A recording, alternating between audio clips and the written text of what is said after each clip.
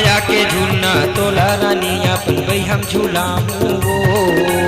माया के झूलना तोला रानी अपन भाई हम झूलाऊं वो। माया के झूलना मोला राजा अपन भाई हम झूलावेगा। माया के झूलना मोला राजा अपन भाई हम झूलावेगा। आना वो भाई हम मिला ले गुना। आना वो भाई हम मिला ले गुना। आहूँगा भाई हम मिला ले गुना। आहूँगा भाई हम मिला ले गुना। आना वो भाई हम मिला ले गुना। आना वो भाई हम मिला ले गुना।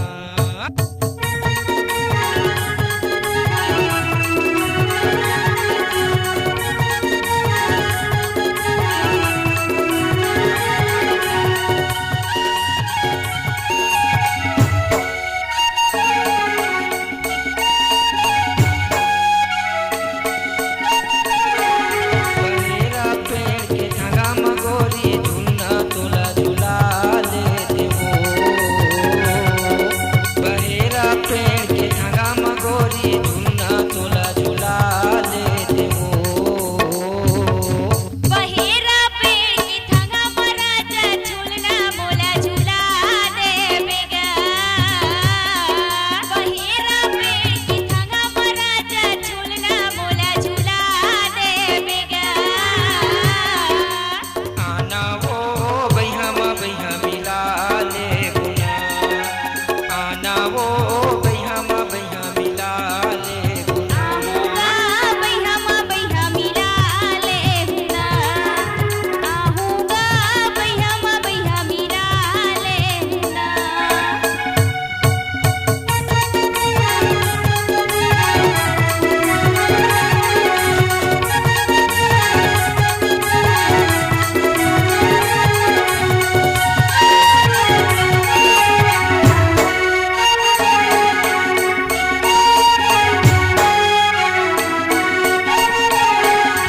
दिन बुढ़ती के बेरा महारानी झूलना तोला झूला लेते हो। दिन बुढ़ती के बेरा महारानी झूलना तोला झूला लेते हो। दिन बुढ़ती के बेरा महाराजा झूलना मोला झूला लेतेगा।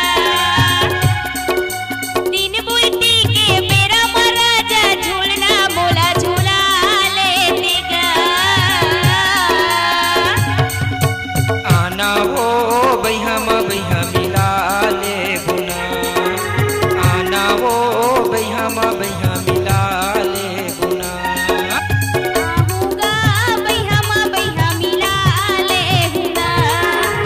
आहूँगा भाई हम मिला ले गुना।